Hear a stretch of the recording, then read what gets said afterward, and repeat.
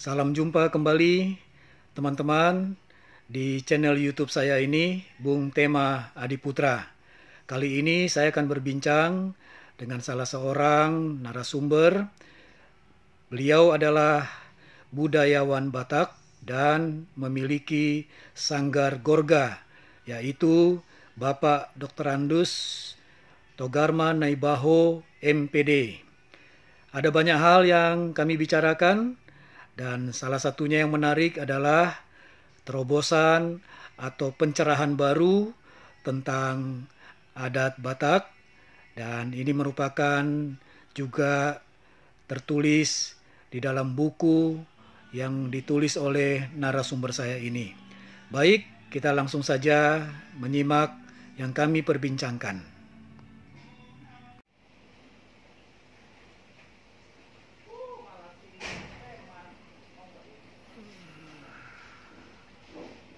Salam jumpa Abang Dr. Andus Togarma Naibaho MPD. Saya Bung Tema Adiputra. Senang sekali Abang menyediakan waktu untuk berbincang-bincang tentang dua buku yang ada di pangkuan. Yang pertama judulnya ada tulisan besar Rumah Batak, begitu ya. Kemudian yang satu lagi ada tulisan Sohot Dasar Pernikahan Adat Batak Toba. Baik, kita langsung mulai. Ya, saya sebelum kita merekam ini sudah dapat gambaran tentang isi buku ini, tapi saya memandang perlu pencerahan kepada penonton YouTube ini, bahkan kepada masyarakat, kepada umat, sangat diperlukan ya, Bang Togarma ya. Jadi, bagaimana ceritanya ini, Bang Togarma? Ada dua buku. Buku apa yang duluan ditulis, dan bagaimana ceritanya awalnya sampai itu menjadi buku? Silakan. Jadi pertama sebenarnya buku ini berasal dari hasil riset yang menjadi bahan skripsi. Oke. Mempertahankan di meja hijau untuk mencapai gelar sarjana. S1 di Bukan S1. Oh. Nah, zaman kami, zaman paket. Oh, paket, oke. S1 sama dengan Bachelor of Art zaman kami. Oh. Jadi sebenarnya kami mencapai gelar doktorandus itu sama dengan S2. Ya, baik, baik. Makanya ijazah saya berhak diteruskan mencapai doktor. Ya. Jadi tidak sama dengan S1. Ya. Nah, itulah awalnya. Setelah dia menjadi skripsi, saya ke Jakarta. Oh. Lalu saya waktu itu sudah mengundurkan diri jadi pegawai negeri. Ya. Karena misi saya mau mengembangkan apa yang sudah saya dalami mengenai Ya. budaya Batak, khususnya rumah Batak. Ya, baik. Lalu saya mulai kembali cari kerja di swasta. Ya. Pertama saya ngajar di SMA Katolik Fransiskus, kemudian saya kerja di Universitas Temputan Tular. Ya. Menjadi sekretaris rektorat. Ya. Lalu almarhum Profesor Dr. W.B. Sijabat, penulis buku Ahok Singaraja, bilang, wah ini skripsinya bisa dibikin jadi buku. Supaya dicetak di Sinar Harapan. Ya.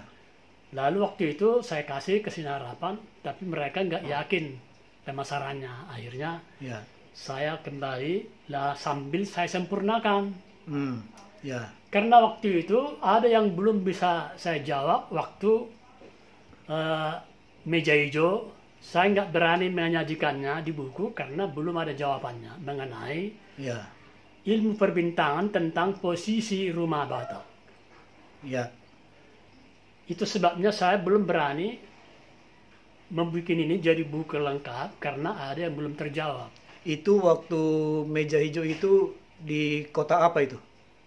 Oh, di Medan, di Medan. Medan. Baik. Jadi ceritanya dari Medan ke Jakarta. Ke Jakarta. Oke, baik, lanjut ya. Jadi akhirnya saya cari-cari karena orang Batak itu sebenarnya ada namanya parhalaan. Ya. Ilmu perbintangan tentang segala sesuatu kehidupan Batak, termasuk pembuatan rumah Batak. Oke. Lalu, Sebab menurut perhalaan kalender Batak, posisinya harus begini-begini.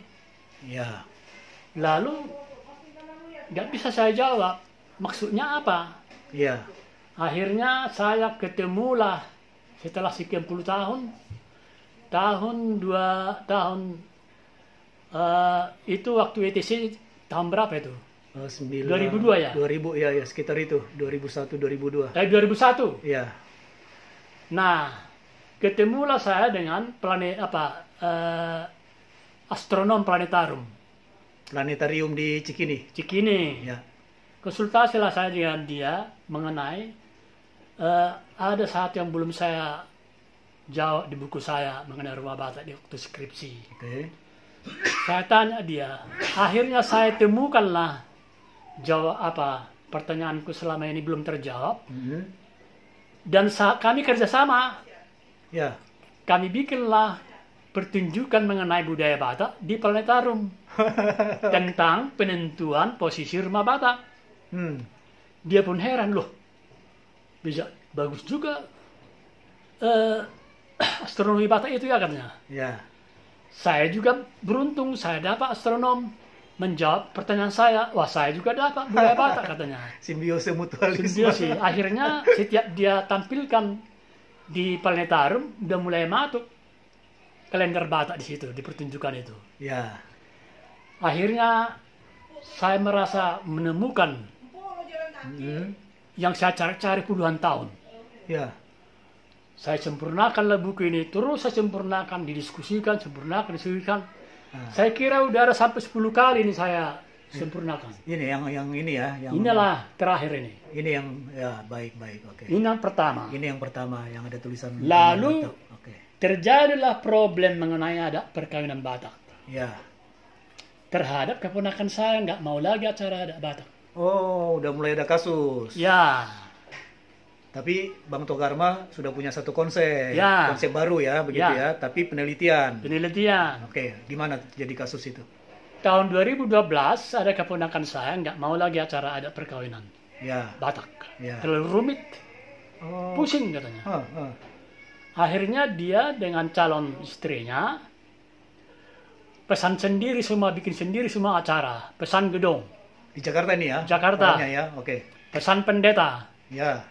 ya kan? Ah. Dan dia sudah bayar itu, Gedung. Gedung. Dan segala macamnya itu. semuanya dilengkapi. Pendeta datangkan ke situ memberkati. Hmm. Dikasih tahulah ke mamanya kakak saya Di? dari Medan. Oke. Telepon saya, itu berenya keponakanmu nggak mau diadati lagi. Hmm. Saya bilang suruh ke rumah. Ke rumah Bang Togarma. Ya, Oke. nggak usah takut. Bisa ada Batak asal kembali ke nilai dasar, Kembali ke nilai dasar. kembali ke esensinya. Oke. Cukup ring 1. Cukup bapak bersaudara sama ibu bersaudara ring 1. Tidak sampai ke opung. Oh. Sah. Karena di rumah adat itulah, Baik, inilah rumah adat ini. Ya, saya sorot ya. Di sini paling 40 orang Ya. bisa muat. Ya. Maka disebut rumah adat Hmm. karena di sinilah disahkan acara adat. Hmm. Ya, Rumah adat disahkan acara adat. ya. Itu Kedua ya. belah pihak. Iya. Jadi orang Batak bilang Dalian Natolu. Hmm. Dalian Natolu ring 1 itu adalah Hmm. ibu bersaudara Oke. sama bapak bersaudara. Hmm. Artinya bersaudara perempuan atau laki-laki, Hmm. itulah Dalian Natolu. Digabung, itulah Dalian Natolu. Jadi ibu bersaudara dengan bapak bersaudara, di situ sudah lengkap unsur Dalian Natolu Batak. Ya. Cukup itu yang memutuskan, sah. Oh. Itu esensinya. Oke. Nah sekarang memang diundang sampai kakek bersaudara, kakek dari kakek bersaudara, sampai semua Melebar. sampai orang Batak. Makin banyak orang yang nggak muat lagi di sini. Oh. Sekarang dibikin di gedung. Iya. Padahal gedung itu sebenarnya halaman kampung. Lihatlah itu foto itu. Ya. Saya sorot ya. Ya, di situ ada rumah adat Nah, di berhadapan-hadapan rumah ya. adat itulah sebenarnya acara adat. Hanya berapa orang? Hanya 2 belah pihak. Hmm. Paling 40 orang. 20 pihak putra, 20 pihak putri. Ya. Lalu pestanya di halaman seperti ini. Ya. Ya, ada halaman ya. Ada Pohon itu ya, yang tengahnya pohon itu ya. Nah, halaman. ketika pesta, orang datang mengantar tupak namanya. Tupak itu maksudnya dukungan. Oke.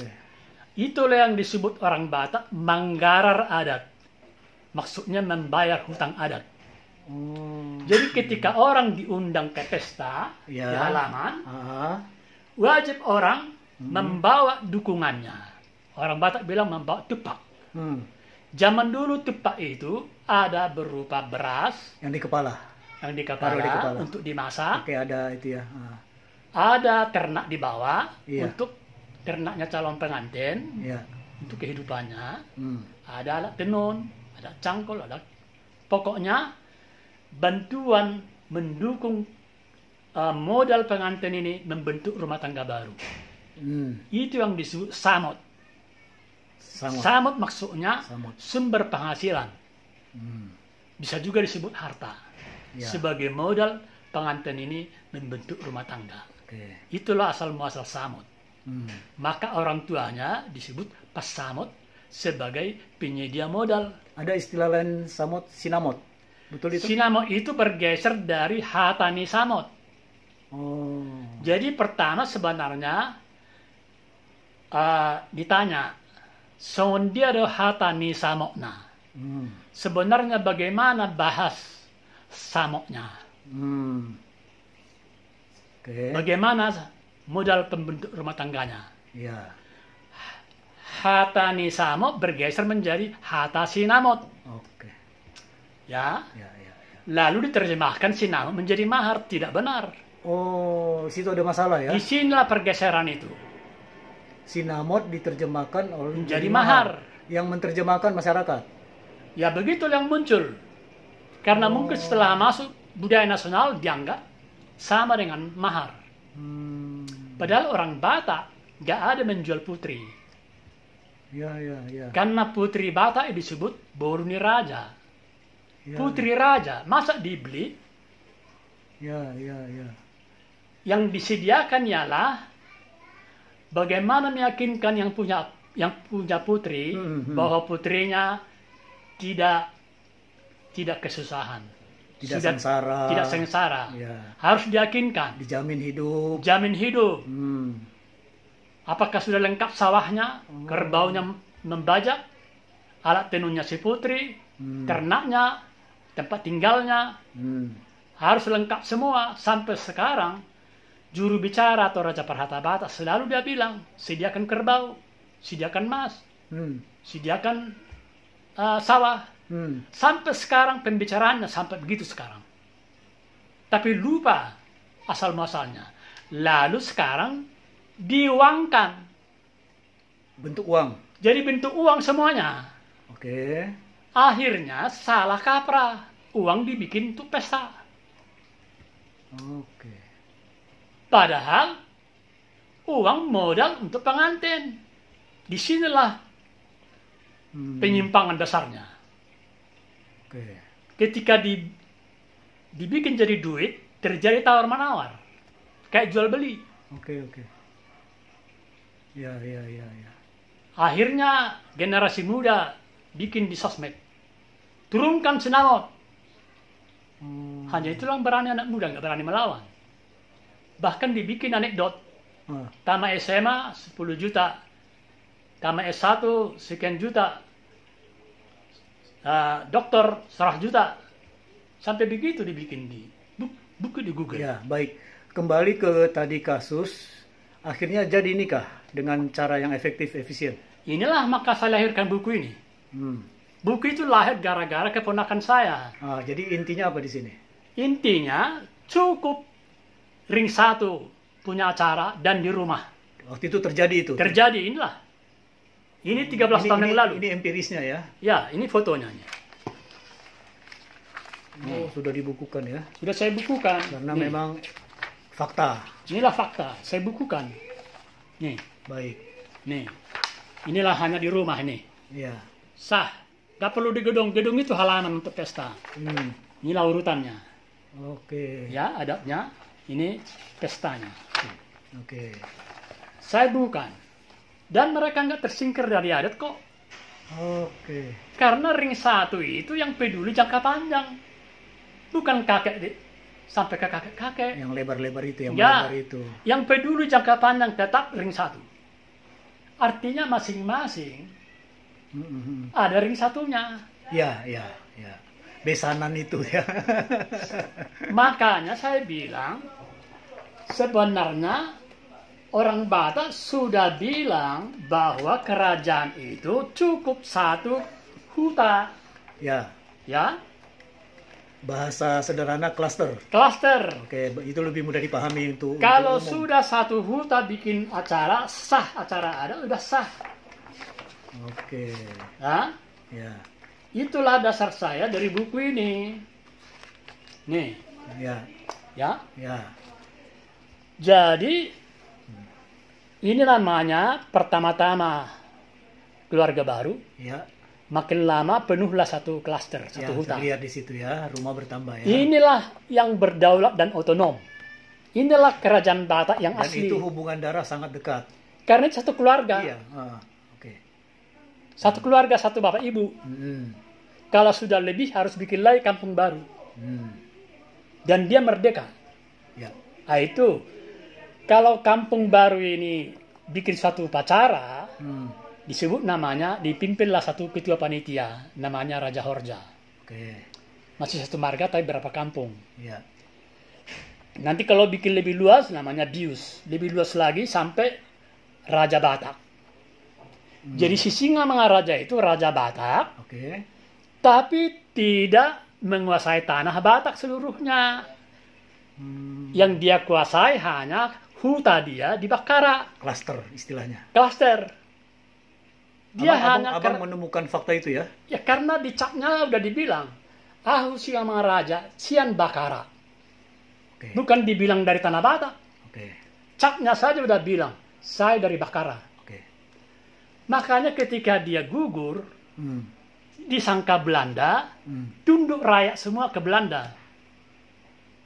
Ya. Disangkanya karena Satu itu Raja menguasai Singamaraja semua. itu sangkaan orang Belanda Ya. seperti Raja Jawa. Oke. Karena Raja Jawa pemilik tanah. Pulau Jawa. Jadi semua rakyat harus bayar upeti. Ya. Karena tanah milik raja.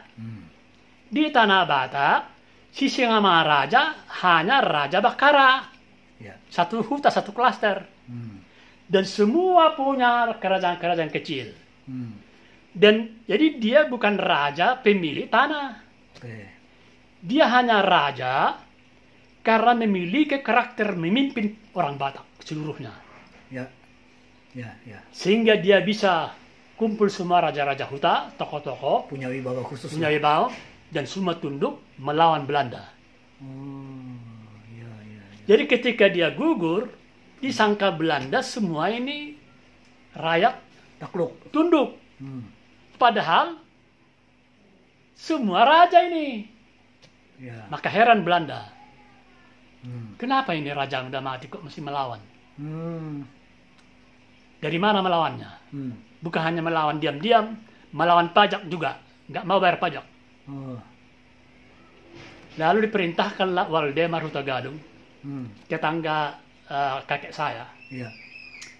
untuk menulis dulu mengenai budaya Batak ini. Kenapa ini melawan? Keluarlah silsilah Batak, diterbitkan dari kampung saya. Ya. Di Kampung Pangururan. abang di mana? Kak, Pulau Samocer. Oke. Di pusat budaya Batak di Pangururan. Terbitlah silsilah Batak, Termo Batak dari sana tahun 2006. Ya. 1926. 1926. Dan riset itu 5 tahun dikerjakan oleh Waldemar Hutagalung atas perintah Belanda. 1921 sampai 5 tahun dia wawancarai semua orang. Barulah Belanda itu sadar.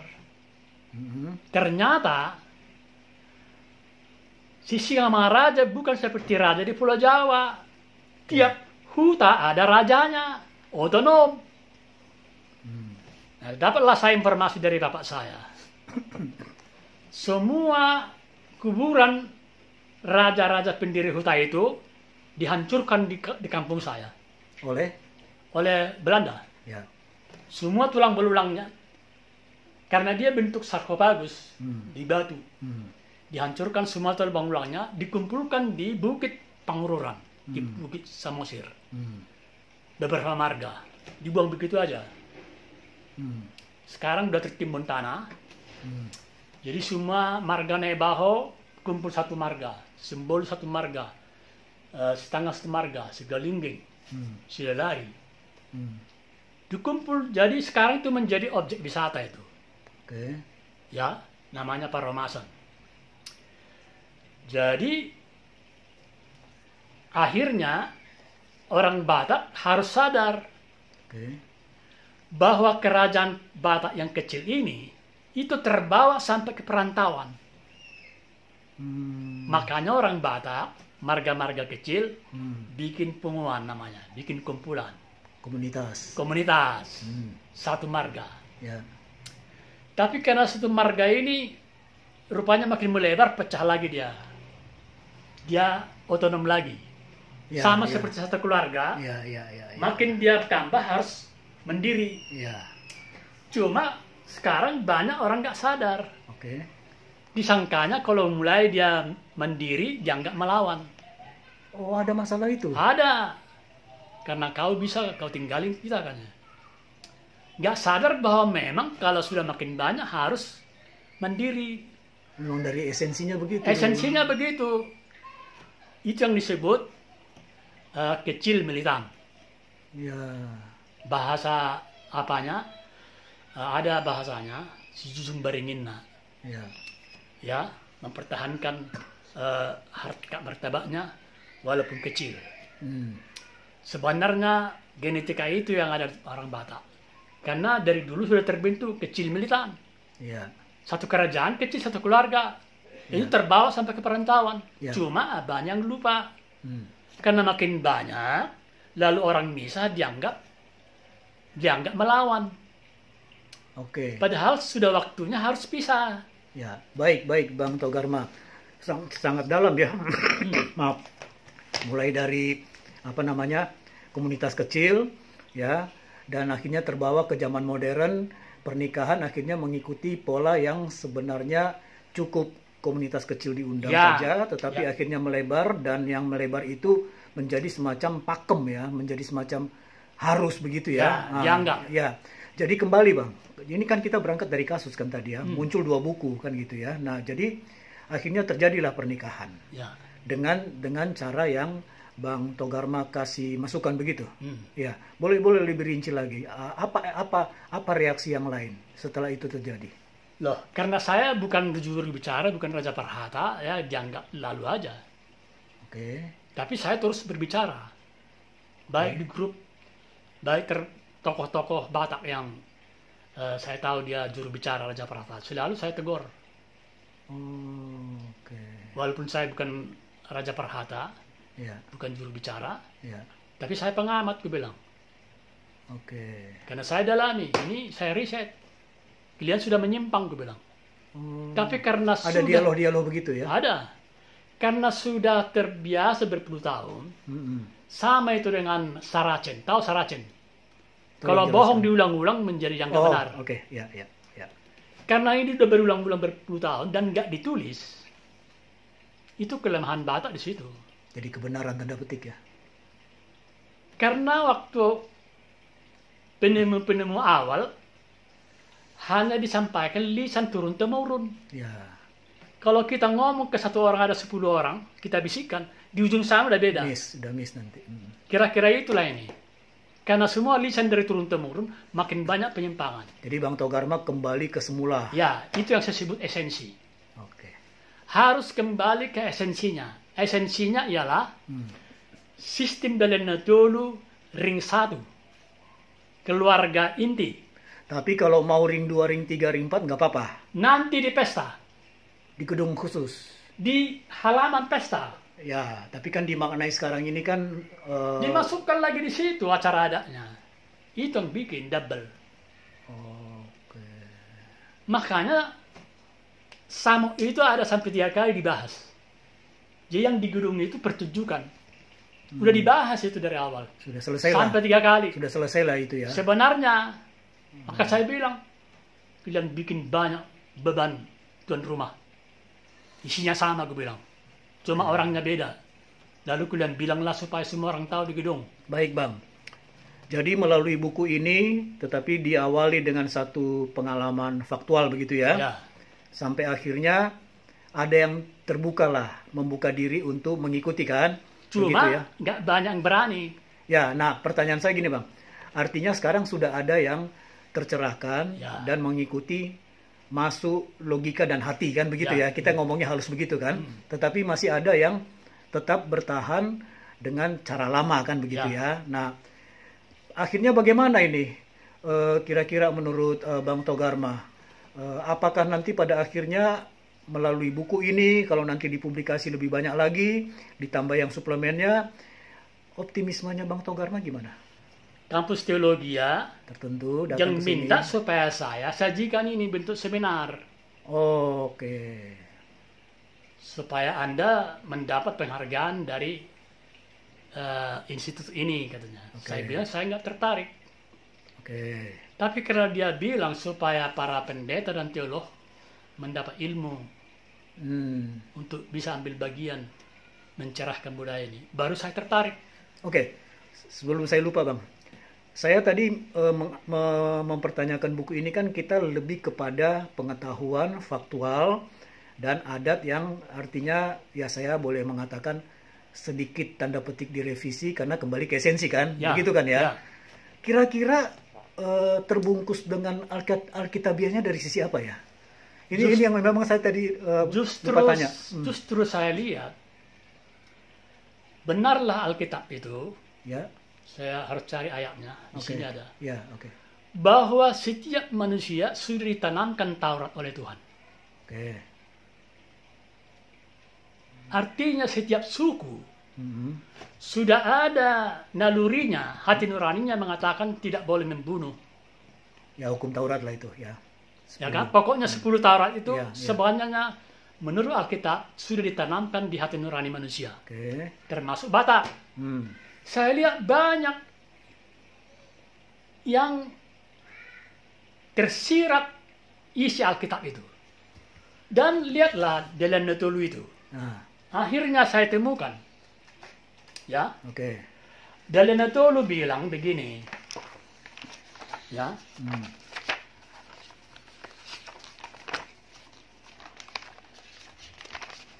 Sistem dalam Netolu itu bilang begini. Ditaruh di ini. Ya, biar saya sorot. Oke Bang, silakan. Dibilang sembah hula-hula, manak mardungan tubuh, elek merburu. Ya.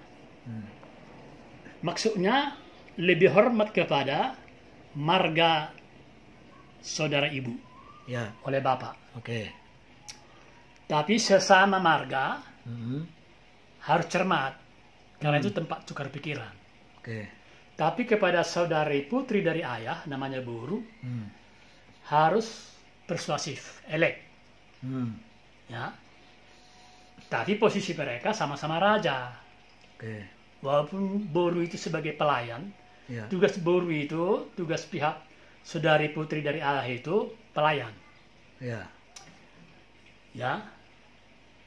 Jadi ternyata 3 posisi ini ada dimiliki, ternyata kalau kita lihat posisi Tuhan Yesus, ternyata yang 3 itu ada. Yesus sebagai raja, ya, tertulis dalam Yohanes 13 ayat 13 bahwa Yesus itu raja. Ya. Tapi di berikutnya dia bilang bersaudara dengan tubuh di Yohanes 15, Markus 11. Dan ternyata juga posisi Yesus juga sebagai pelayan, sebagai hamba, Markus 10 dan seterusnya, sebagai Buru. Artinya dari Netulu Batak ini menggambarkan bagaimana Yesus sebagai Tuhan dan Raja Tapi kepada murid-muridnya dia bilang, kau saudaraku. Ya. Walaupun dia raja, Ya, ya. dia bersahabat. Ya. Di masyarakat dia bersahabat.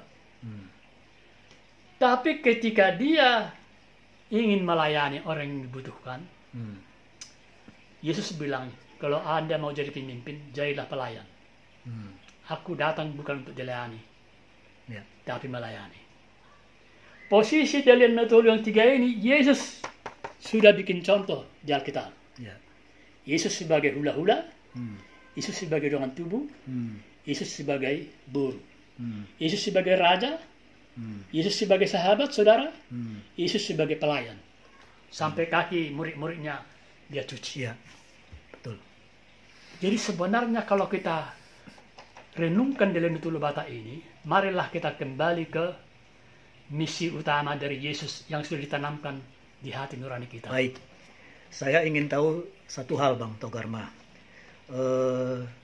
Saya kan baru dapat informasi mendalam ya tentang kiprah Bang Togarma ya, budayawan Batak dan memiliki sanggar Gorga. Kemudian dengan menerbitkan 2 buku ini sudah dijelaskanlah kembali ke esensi kan begitu ya. Pertanyaan saya, apakah pernah Bang Togarma tahu bahwa ada juga pihak lain sejauh yang Bang Togarma tahu ya, juga bersemangat seperti Bang Togarma untuk mengungkapkan ini? Ya. Ada juga? Ada juga? Ada. Oke. Setelah masuk saya di grup-grup Batak Diaspora, Ya. FWD Batalogi, Ya. saya masukkan ini, saya bahas. Ada masukan yang mendukung, tapi ada yang masih bertahan, tapi nggak apa-apa. Karena saya percaya karena misionaris mendoakan saya, Di terus buku mereka itu, doakan buku itu saya. ya, mendoakan ya, waktu penulisan buku ya. Ya. Waktu riset juga udah didoakan. Oke, misionaris mendoakan. Ya, Keluarganya mendoakan sampai saya sekarang. puji Tuhan. Karena misi Pak Collins ini, Hmm. Bapak Collins ini kan dari OMF. Tapi saya sepertinya didoakan khusus Batak. menangani Batak. Batak, ya, ya, ya, ya. Jadi artinya gini, Pak Bang Togarma, artinya tidak sia-sia ya, walaupun masih sedikit ya, yang memahami, tercerahkan, ya pada akhirnya ya kita pakai kata mendukung kan begitu ya. Nah, sekarang begini Bang, kita tidak bisa menghindari ada satu kata, 2 kata sebenarnya sangat menakutkan. Ya. Kalau sudah bicara masalah taat adat Ya, sama takut Tuhan. nah itu dia. Jadi sekarang posisinya adalah tadi kenapa saya tanya apakah dilingkupi juga Alkitabiah di sini kan? Oke tadi kan. Nah, jadi dilematisnya kan begitu. Kalau nanti mengikuti yang Bang Togarma cerahkan ini, kalau sampai nanti keluar ungkapan kamu tidak tahu adat, kan repot juga ya. Ya. Nah, saya mau tanya apa respon Bang Togarma dengan situasi seperti itu? Nah, inilah pegangan saya. Oke. Inilah yang saya dapat dari Pak Collins. Ya, misionaris ya, Misionaris itu. yang mendoakan abang ini. Oke. Jadi, maka saya tulis di sini safety first. Ya. Ya. Utamakan keselamatan. Hmm. Biar denda asal selamat dari kecelakaan. Tolong dari atas Bang, karena ini saya sorot Bang. Ya. Atas itu apa? Ada apa itu? Oh ini Ah. Horas Parjolo maksudnya selamat. Oh, oke. Ya. Ya. Jadi salam sejahtera lebih dahulu biar terpinggir asal selamat sejahtera. Oke. Ya kan? Hmm. Berdiri di atas kaki sendiri. Safety first. Ah. Kenapa saya ingat ini? Mhm. Waktu Pak Collins bawa saya di Medan, di satu jalan di Gatot Subroto, dia kan bekas pembalap. Hmm. Jadi kencang-kencang bawa mobil saya di kiri, dia nyetir. Hmm. Tiba-tiba di belokannya ke kanan, melanggar jalan, Hmm. lalu lintas. Hmm. Kan di Medan kan di kiri jalannya kan? Ya. Kalau Amerika kan kanan. Ya. Tiba-tiba udah kencang mobil bikinnya ke kanan, langsung rem. Loh, kita melanggar jalan Pak. Ya. Nanti ditilang. Safety first katanya. Oh.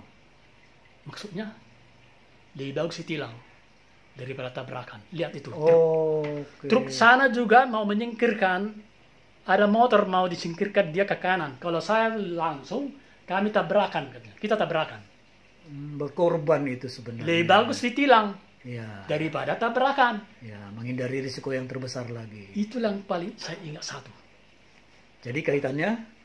Lebih bagus kita rugi dana daripada celaka tubuh. Ya, safety first itu. Ya, safety first. Nah, Jadi jangan takut ditilang daripada Ya. tabrakan. oke. Lalu Di bawahnya itu menarik bang. Ini kan tadi saya masih bicara nah, masalah biar korban dan tersingkir dari keselamatan, kesementaraan, asal selamat di kekekalan. Oke. Yohanes 3:16. Ya, ya. Utamakan kerajaan Allah. Matius 6 ayat 33. Hmm.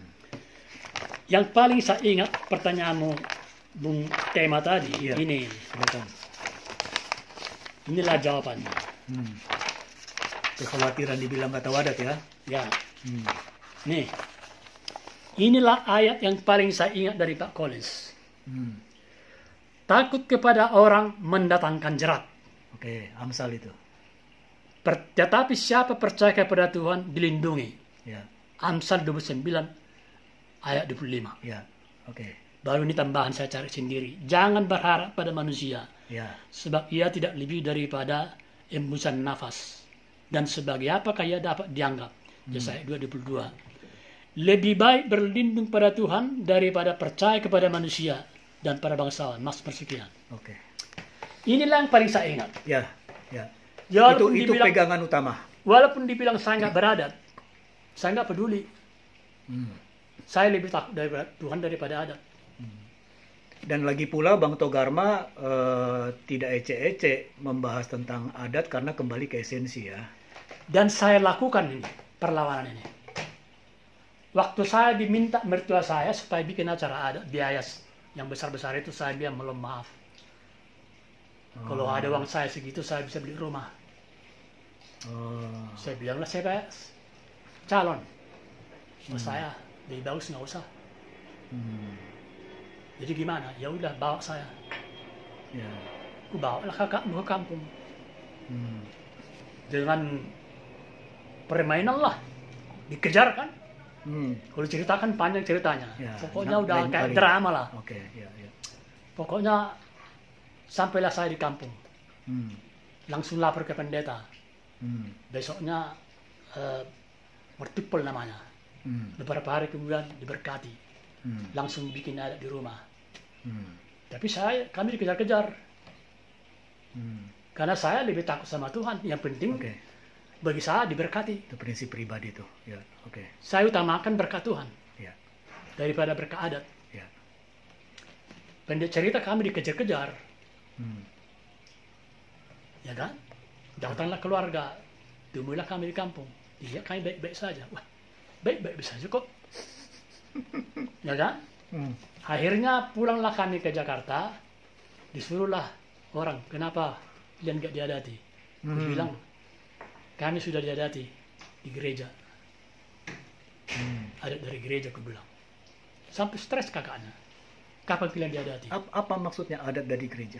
Supaya nggak salah Saya bilang, tangkap nih. adat yang bertuhan itu lebih tinggi daripada adat budaya. Di situ maksudnya ya.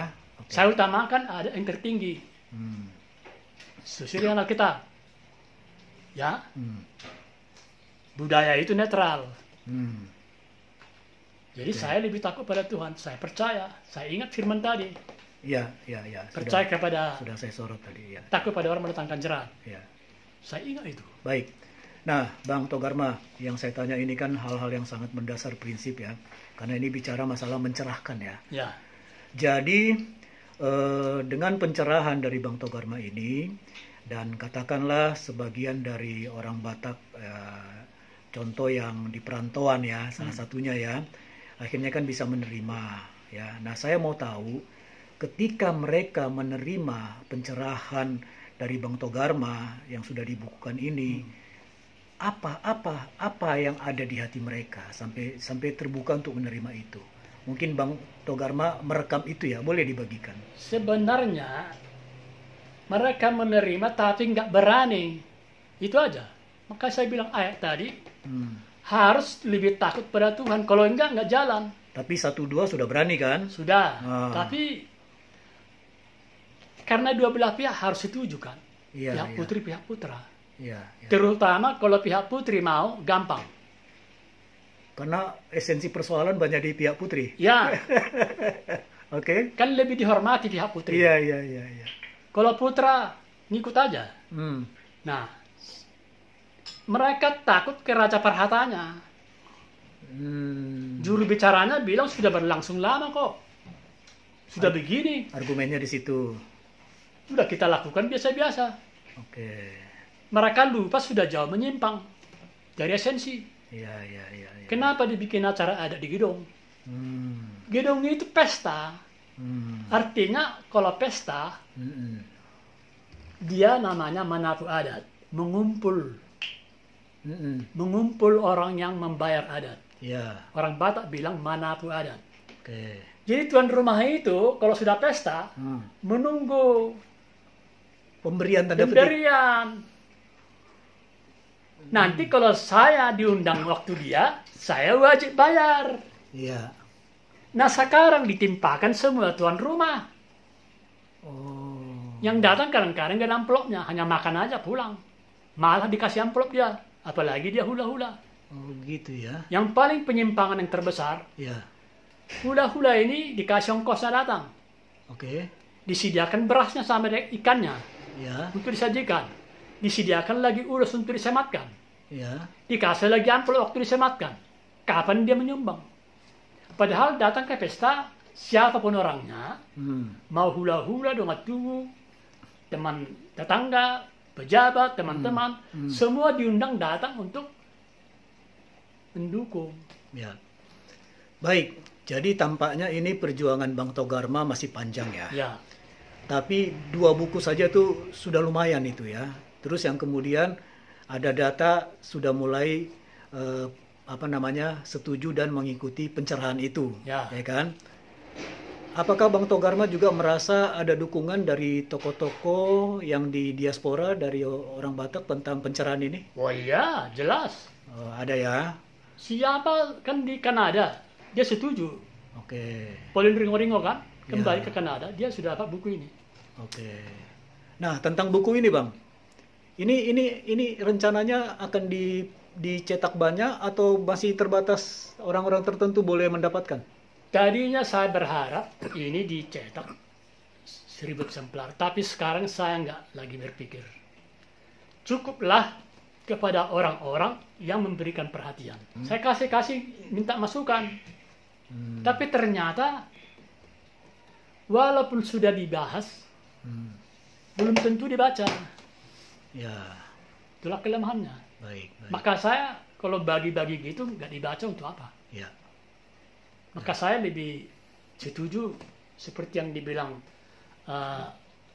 utusan dari apa itu, dari institut itu, Ya. Satu institut kampus. biar para pendeta dan teolog mendengar ilmumu ini untuk pencerahan. Ya. Baru saya tertarik. Oke. Biar mereka yang memberikan peringatan kepada juru bicara adat ini. Ya. Jangan sampai pendeta lebih tunduk kepada juru bicara Raja Perhata ini. Oke, baik. Luar biasa ya, saya sangat menghargai opini, pendapat, dan dasar-dasar argumen Bang Togarma. Nah, sekarang kita masuk ke bagian akhir nih. Sejauh mana Bang Togarma memiliki optimisme yang tinggi di dalam kasih penyertaan Tuhan terhadap perjuangan ini? Saya hanya bersandar kepada Tuhan aja. Oke. Bagaimana cara Tuhan? Ya. Anehnya, setiap saya sehat, pikiran saya bercabang-cabang. Banyak yang mau saya tulis. Banyak buku belum saya terbitkan, belum saya selesaikan. Ya. Tapi selalu Tuhan berikan saya drop sakit 5 tahun dah 5 tahun. Kesehatannya fluktuatif lah, begitu ya. Pokoknya turun naik. setiap saya udah seringkali saya anggap saya udah berakhir. Kalau sudah begitu saya kembali ke sini. Sebenarnya seringkali saya mau semua saya tangani. Ya. Karena di sini banyak. Ya. Mau bikin ini, bikin. Makanya saya kerjain semua begini karena di sini banyak. Ya. Ya. Lalu ketika saya mulai lunglai, saya menyerah balik lagi ke sini. Saya selalu ke sini.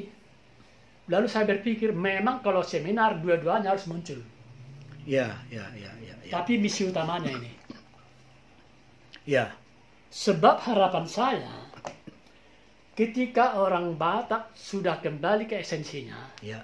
maka dia bisa dana yang seharusnya untuk acara-acara adat, bisa dia pakai untuk membantu saudara-saudaranya,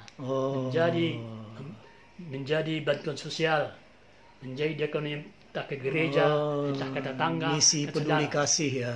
Ya, ini sekarang aturan dia bisa bantu saudaranya, tapi karena harus kumpul duit untuk acara adat tahun depan, ada saudaranya minta uang untuk bantu anaknya masuk ke perguruan tinggi, nggak ada uang. Oke. Sebab uang yang ada masih kurang untuk pesta tahun depan. Baik. Jadi saya langsung tangkap Bang, optimismenya Bang Togarma itu luar biasa karena ada Tuhan di situ. Nah itu. Oke ya. Apalagi sekarang ada yang tertarik, teolog dan pendeta ingin diseminarkan. Ya. Makin pas. Ya. Supaya mereka berani memberikan masukan ke raja, ke tokoh-tokoh adat ini, supaya lebih mengutamakan kehendak Tuhan daripada kehendak adat. Baik, puji Tuhan. Nah, tadi di awal kan saya perkenalkan Bang Togarma Naibaho ini kan memiliki sanggar gorga ya. Saya orang awam, ya. Boleh sedikit jelaskan sanggar gorga ini tujuannya apa dan bagaimana keterlibatan baik itu skill, manajemen ataupun katakanlah pemakaian itu semua yang Bang Togarma lakukan selama ini. Boleh cerita itu sedikit? Ya, jadi Sanggar Gorga. Sanggar Gorga ini saya dirikan tahun 91. Ya. Tapi resminya terdaftar di Dewan Perdagangan tahun 92. Ya. Jadi misi saya bagaimana supaya karya-karya budaya Batak ini menjadi lebih mengutamakan kasih Tuhan. Jadi warna-warna Batak itu banyak simbol-simbol yang masih perlu dicerahkan.